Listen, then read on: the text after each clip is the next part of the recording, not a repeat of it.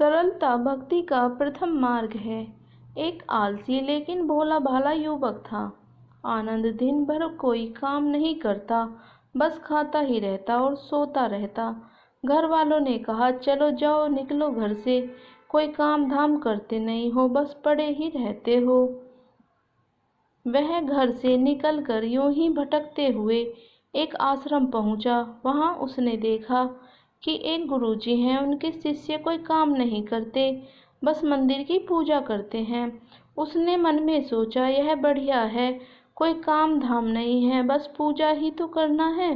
गुरुजी के पास जाकर पूछा, क्या मैं यहाँ रह सकता हूँ? गुरुजी बोले, हाँ क्यों नहीं, लेकिन मैं कोई काम नहीं कर सकता हूँ गुरुजी। कोई काम नहीं करना है, बस पूजा करनी होगी।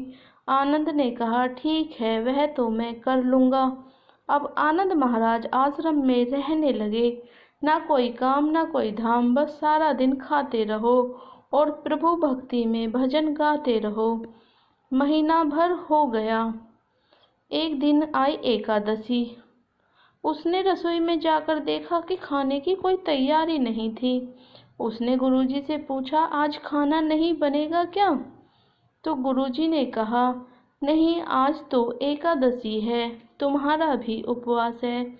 उसने कहा, नहीं, अगर हमने उपवास कर लिया तो कल का दिन ही नहीं देख पाएंगे हम नहीं कर सकते उपवास, हमें तो भूख लगती है, आपने हमें पहले क्यों नहीं बताया?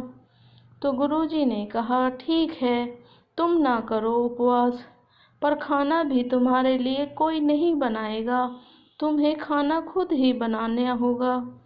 मरता बेचारा क्या न करता गया। रसोई में गुरुजी फिर आए, देखो, अगर तुम खाना बना लो तो राम जी को भोग जरूर लगा लेना और नदी के उस पार जाकर रसोई बना लो। ठीक है गुरुजी। लकड़ी, आटा, तेल, घी, सब्जी लेकर आनंद महाराज चले गए। जैसा तैसा खाना भी बनाया। खाना लगा तो याद आया, गुरुजी ने कहा था कि राम जी को भोग लगाना है।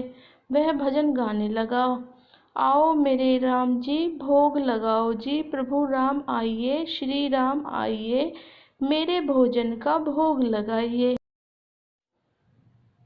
कोई ना आया तो बेचैन हो गया कि यहाँ तो भूख लग रही है और राम जी आ ही नहीं रहे हैं। भोला मानस जानता नहीं था कि प्रभु साक्षात तो आएंगे नहीं, पर गुरु जी की बात माननी जरूरी है। उसने कहा, देखो प्रभु राम जी, मैं समझ गया कि आप क्यों नहीं आ रहे हैं। मैंने रूखा सूखा बनाया है और आपको तर माल खाने की आदत है, इसलिए नहीं आ रहे हैं। तो सुनो प्रभु, आज वहाँ भी कुछ नहीं बना है, सबकी एकादशी है, खाना हो तो यह भोग ही खा लो। श्री राम जी अपने भक्त की सरलता पर बड़े मुस्कुराए और माता सीता के साथ प्रकट हो गए।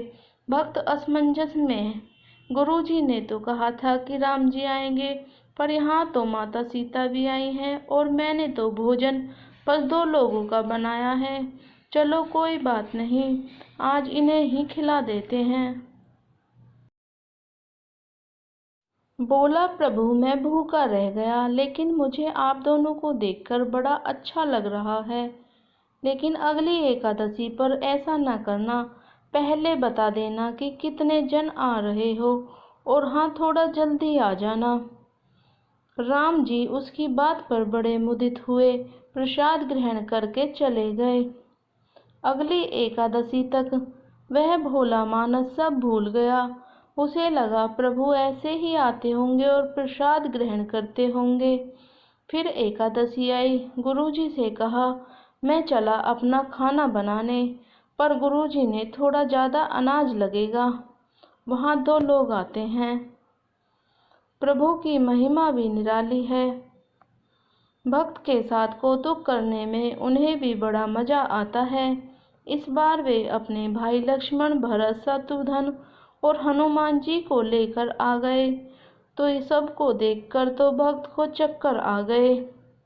क्या हुआ? एक का भोजन बनाया तो 2 आए, आज 2 का खाना ज़्यादा बनाया तो पूरा खानदान आ गया है। लगता है आज भी भूखा ही रहना पड़ेगा। सबको भोजन लगाया और बैठे बैठे देखता रहा। अनजाने में ही उसकी एकादशी हो गई। फिर अगली एकादशी आने से पहले गुरुजी से कहा, गुरुजी ये आपके प्रभु राम जी अकेले क्यों नहीं आते हैं? हर बार कितने सारे लोग ले आते हैं। इस बार अनाज ज़्यादा देना। गुरुजी को लगा कहीं ये अनाज बेचता तो नहीं है, देखना पड़ेगा जाकर। भंडार में कहाँ इसे जितना अनाज चाहिए था दे दो और छुपकर उसे देखने चल पड़े। भक्त ठहरा भोला भाला, बोला प्रभु इस बार मैंने खाना नहीं बनाया। प्रभु ने पूछा क्यों? बोला मुझे तो है ही नहीं, फिर क्या फायदा बनाने का, आप ही बना लो और खुद ही खा लो। राम जी मुस्कुराए, सीता माता भी गदगद हो गईं। उसके मासूम जवाब से लक्ष्मण जी बोले, क्या करें प्रभु? प्रभु बोले, भक्त की इच्छा है पूरी तो करनी पड़ेगी, चलो लग जाओ काम से। लक्ष्मण जी ने लकड़ी उठाई, माता सीता आटा सानने लगी। भक्त एक तरफ बैठकर देखता रहा। माता सीता रसोई बना रही थी तो कई ऋषि मुनि यक्ष गंधर्व प्रसाद लेने आने लगे। इधर गुरुजी ने देखा खाना तो बना नहीं, भक्त एक कोने में बैठा है। पूछा, बेटा क्या बात है, खाना क्यों नहीं बनाया? गुरु बोला, अच्छा किया गुरुजी आप आ गए, देखिए कितने लोग आते हैं प्रभु के साथ। गुरुजी बोले, मुझे तो कुछ नहीं दिख रहा है तुम्हारे और अनाज के सिवा।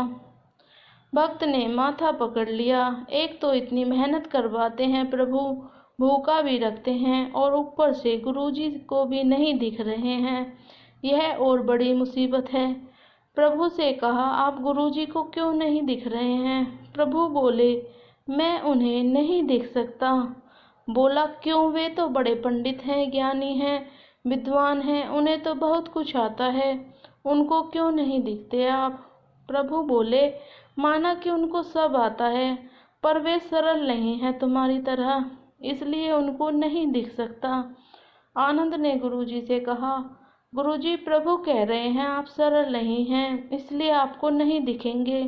गुरुजी रोने लगे, वाकई में मैंने सब कुछ पाया पर सरलता ना ही पा सका तुम्हारी तरह, और प्रभु तो मन की सरलता से ही मिलते हैं। प्रभु प्रकट हो गए और गुरुजी को भी दर्शन दिए। इस तरह एक भक्त के कहने पर प्रभु ने रसोई बनाई।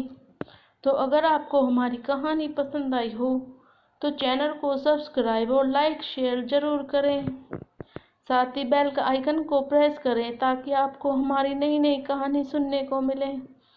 कहानी को पूरा